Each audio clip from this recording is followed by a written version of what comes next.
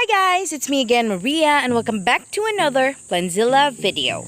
I have been waiting for the right time to film this vlog ever since we got a question in the comment section asking how to propagate Milliona or the Philodendron Melinonis. Since we already propagated 1 month ago, we had to wait for this little one to be ready so we can show you the actual propagation. But before that, please don't forget to subscribe to our channel and click the bell button beside it so you will get notified whenever we upload a new video. And if you're interested, let's begin.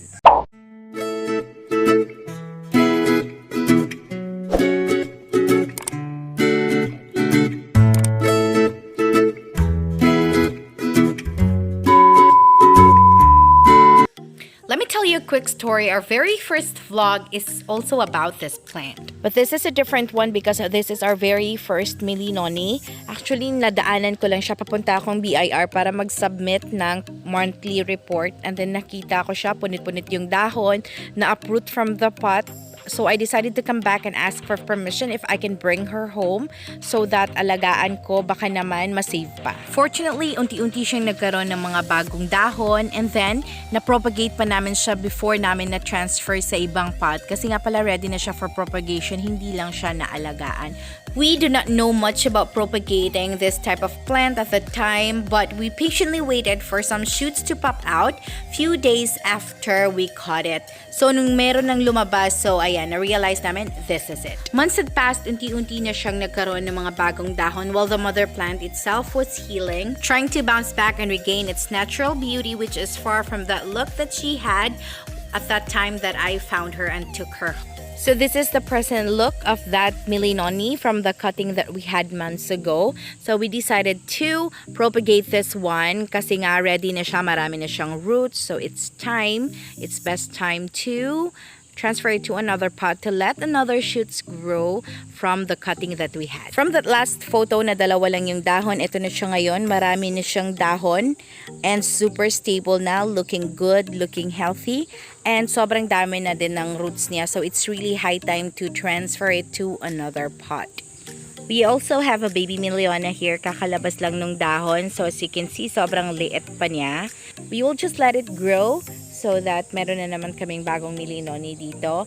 While this big one here is something that we had a day after I brought one that I adopted. So ito binili ng mama namin. We had this last June but we haven't propagated this one. Wala pa kaming cuttings dito. Sobrang laki ng inilaki niya ngayon. Giant na siya. So let's begin. First, we have to take most of the soil out from the pot where it is planted. So kanina nga chinek if it has enough roots to survive on its own, and luckily meron na siyang maraming roots, so it's really the best time to do it so we can propagate it and let another shoots grow from that cutting that we had. We really have to be careful in trying to uproot this one kasi as you can see, most of the roots maninipis pa talaga. The white roots that we are seeing are the fresh ones and they are healthy. They also indicate that this Philodendron Melinonni is now ready to be transferred kasi sila yung mga bagong roots na tumubo simula ng time na tinanim namin siya. By the way guys, so these are my giant sunflower seedlings, so I'm just getting ready for a huge wave of zombies. I've always been a fan of giant sunflowers, however I am also afraid to buy online kasi nga baka iba yung tumubo.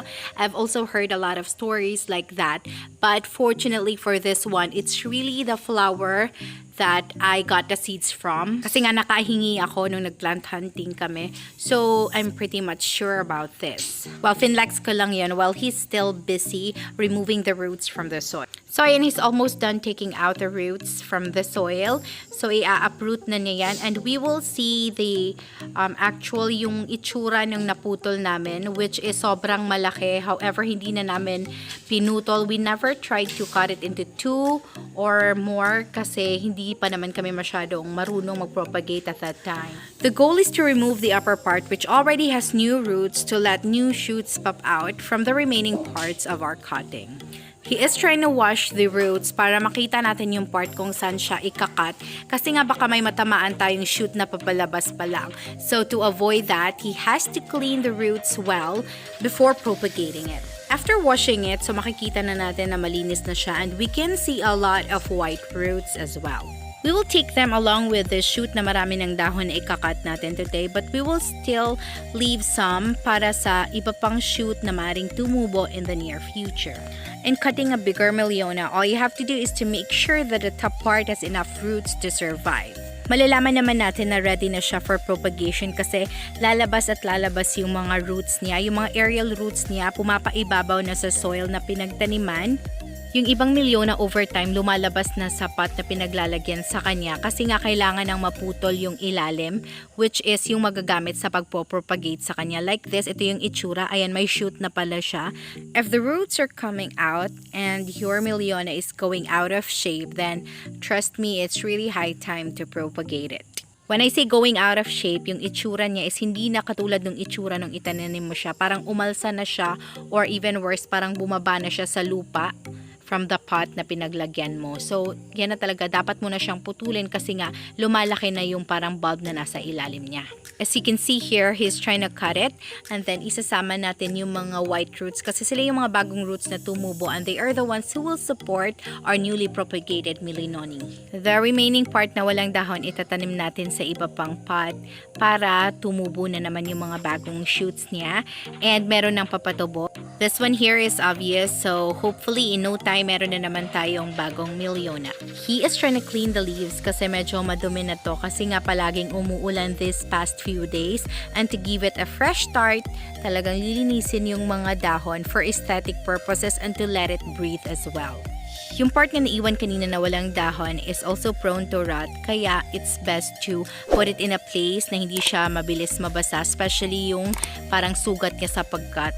Or you may choose to dry it out for a day and then the next day, you put some cinnamon powder sa cut niya para mas mabilis siyang mag-dry. So for now, he's trying to arrange the roots before adding some potting mix on it. There is nothing much to change in the potting mix that we used before. It's just that we will be adding some organic fertilizer later para naman magkaroon ng mas maraming nutrients yung soil niya. Kasi as you can see, the previous soil that it has, sobrang healthy pa rin ang pagtubo niya. So there's really nothing wrong with it. You will just put most of the soil back before adding some additional organic fertilizer on it. If you do not see any problem with your current potting mix, then there's no problem with it. There's no need to change. For this one, itatanim namin siya sa temporary pot kasi nga para mas magaan siya. Palagi kasing umuulan dito sa amin this past few days, or baka mas worse, baka bumaha. So para mas madali siyang ipasok sa kusina, kailangang magaan lang yung pot na paglagyan sa kanya. It's just temporary though. The additional potting mix is ready here. So ito yung ilalagay natin on top of the pot na meron ng soil na nakalagay kanina. This is a mixture of cocoa peat, vermicast, garden soil with cow manure, and also the rice hulls. This is our usual potting mix, so ilalagay lang natin siya on top of the soil na meron na tayo kanina. If you are comfortable with the soil that you are using and you don't need this, then it's totally fine. There's nothing wrong with it. Go on.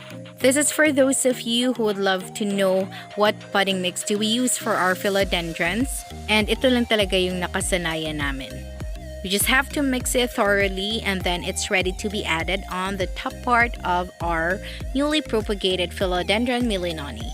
Usually talaga we do mix the rice hulls with the rest of the soil. However, wala naman kaming nakikitang problema dun sa pinaglagyan niyang soil kasi nga mataba naman siya at sobrang healthy naman. So there's no need to do that. We just have to add a little more dun sa ibabaw na lang.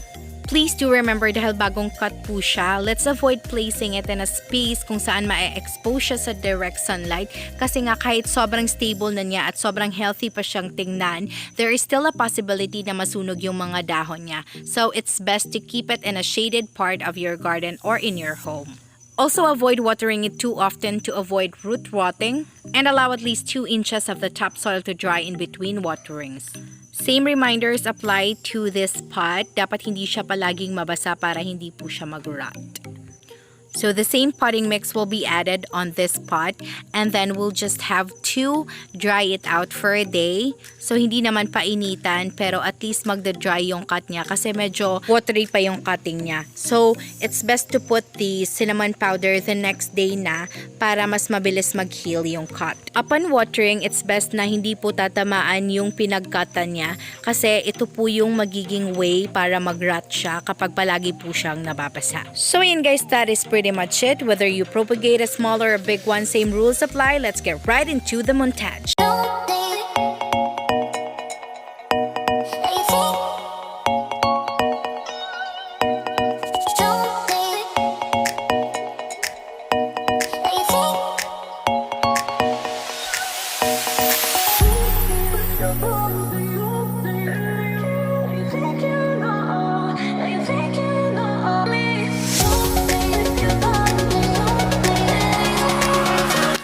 I'm so happy that you made it till the end of this video. It has been Maria, the voice of Plantzilla Bohol. Thank you so much for watching.